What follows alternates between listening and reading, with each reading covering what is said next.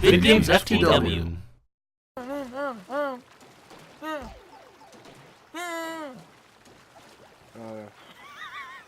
You right there? No. No. Okay. Well, welcome back. Chase had a little spasm.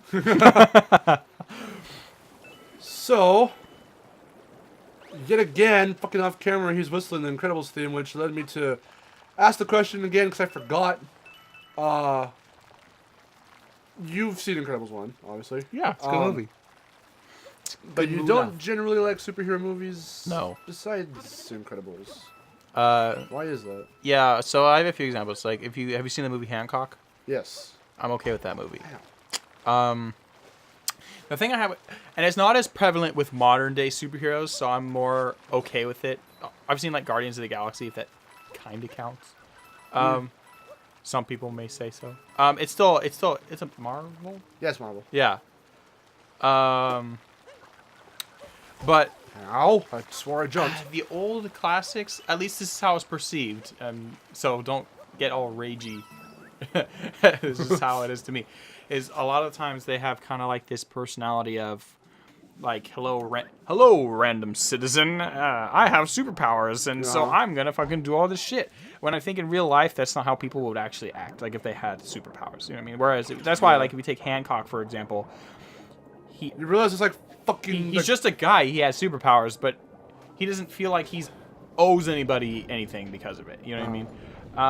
Or you take Incredibles for example. They tie that in, like they show what real life is like. You know what I mean? And it just feels more real to me than superheroes typically pull off. So like Iron Man doesn't bother me too much because it's not the idea of superpowers. That doesn't bother me. That's what a lot of people make the assumption of. But no, but Iron Man, he just feels realistic to me. You know what I mean? Okay. Does that kind of make sense to why? Yeah. It's like I said, the newer stuff isn't quite as bad about this. I think the more classic is typically a bit worse. I'm like, you know, you're talking about like the fucking golden age of superheroes. Yeah, they're the only ones that do that. They're not as prevalent. But I still even have a problem with some of the more modern stuff. And I think it's just because I'm biased now from the old classic stuff. I'm just being honest. But yeah, I don't know. I've just never really been into superheroes that much. As a general thing. So yeah, that's it. Because even the problem with superhero movies today is that people saw what Dark Knight was, and they were like, "Oh fuck, that's awesome! Let's do that."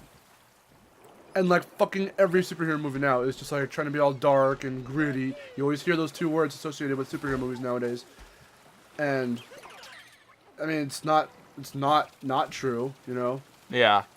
And those just blipped in and out. Look at that. Whoa, hold on. Whoop, whoop. Whoop, whoop, whoop, whoop, whoop. Okay, anyway. So oh fuck, Jesus Christ. Okay, I'm getting out of here. I have to go up this way.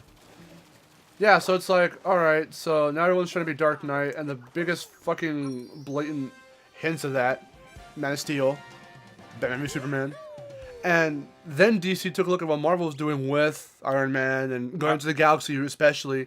Guardians of the Galaxy was enjoyable. I saw 1 and 2. Those are good movies. Because while the other films before Guardians still had the sense of, well, we've got some drama, but it's definitely got its comedic moments, Guardians was one of the first true, like, modern Marvel comedies. It was straight up comedy.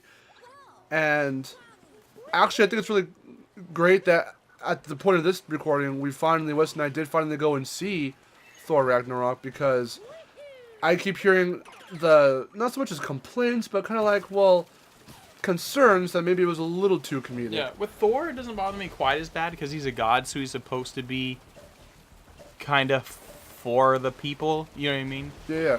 I mean, because people are like, he's a little too Shakespearean, a little too serious, a little too, like, you know, whatever.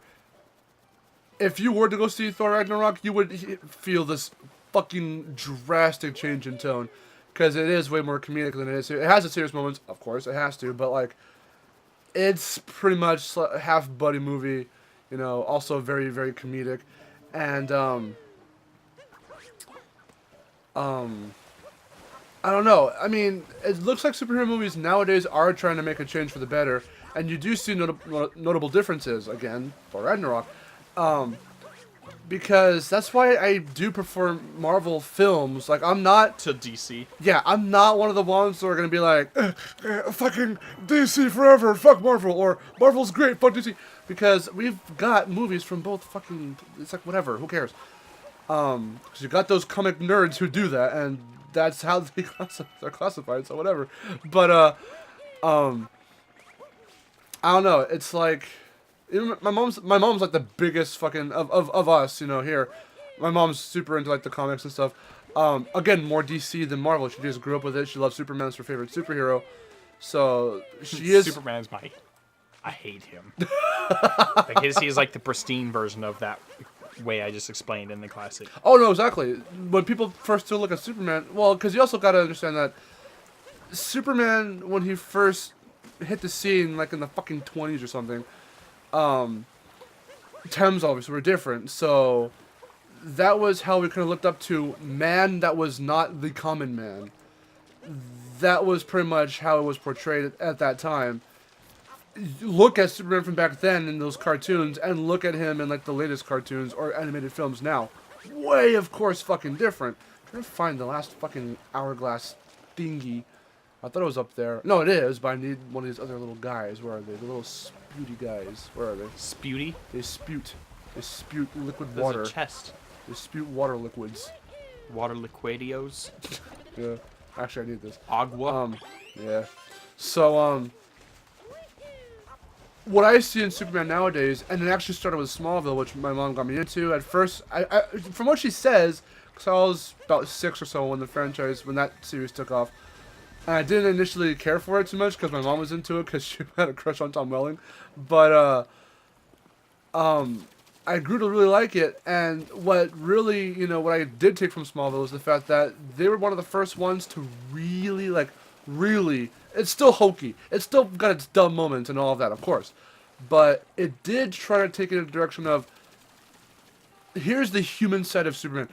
They never even call him Superman until like the very end, like the series finale. He's Clark Kent all the way. And so, actually, I can just get up here this way. And I like that they did that. They really dared to go out and say, he's an alien. Okay. So, they made him relatable in the terms of, we all have, if you didn't have, that friend, maybe you were that friend who, we all go through it. You feel alone, you feel whatever. No pun intended, you feel alienated. It's a lot of like teen stuff, and Smallville starts with him as a teenager. And so, what am I supposed to? I'm supposed to do a thing, and now I'm confused. Oh, the moon is right there. I'm tired. I was about to say, dude, the fucking moon. Serious? Grab it. I'm trying to talk and play at the same time. Sometimes it's hard. Anyway, so I'm trying to get my thoughts together about Superman, and then fucking I'm trying to I'm being an idiot when it comes to the game. So, there's a very more human side, and even Man of Steel tried to touch on that, but it's fucking failed horribly in my opinion. Because they cared more about trying really quickly to establish him. That's the problem with movies and shows too. Movies try really quickly because they have a time limit to establish characters and plots and things, while shows obviously have way more time to flesh that stuff out. So it took Clark Kent in Smallville 10 years to become Superman, because it ran on for 10 seasons, and Man of Steel tried to do it in like 2 hours or 3 hours, however the fuck long that movie is. And then in Batman v Superman, well, he's Superman now, but now we have to get into the religious, political talk and all of that dumb crap. And it just, and then that movie tried to set up, here's Batman, and here's Wonder Woman, and here's a quick cameo from Flash, and here's a quick cameo from Cyborg, and it was trying to be Avengers in like 2 movies. And that's where it's just stupid. But the overall general point of it, going back to the general superhero stuff, is that it's treated a lot different now, and those movies are quick to make because you can just do almost whatever with them. While you're trying to follow the comics and whatever, there's still a lot of freedom of, well, this is our version of it, or whatever. And because they take a lot from different, already established Batman vs. Superman stuff in Batman v Superman, and I don't know. It's just ever since Dark Knight, it's a good film. I do like it personally too. Like, don't get me wrong, I'm not bashing on that film. It's a good film, but you just feel like the industry's trying to meet follow those it. expectations, yeah, and they're not doing it in the right kind of way. And because of how everything has to be franchised out nowadays, that's what they're focusing on more than actually developing the characters. Let's throw them in real quick because number one, you know who they are already, and number two, like Suicide Squad did the same fucking thing, from what I heard. I haven't seen it. Yeah, I watched the Social Critics review on it, and they did make good points about, you know what, fuck actually showing the characters as a joke. They're like, why don't you just fucking have floating words on screen representing them about which comics their origin story comes from. That's what you're trying to shoehorn in anyway, you know? So it's like, it's just, it gets really convoluted and just gross and like whatever. Whenever I watch superhero films, I judge them as films. I don't read comics, so I can't judge the source material where it's taking from. Like, I fucking heard that Ragnarok is supposed to be, like, a character in the series for Thor. He's supposed to be a robotic, weird clone of Thor. That never ended up in the movie. Ragnarok is, you know, Asgard's version of the apocalypse. So I was like, oh, well, that's something I didn't know.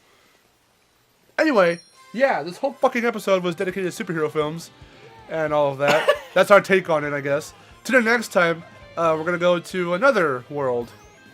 But Blaine's visit was short-lived. I love this place. But it's time to move on. Penis. We're doing it, yeah! Hup. You can play. You went too deep up the ass.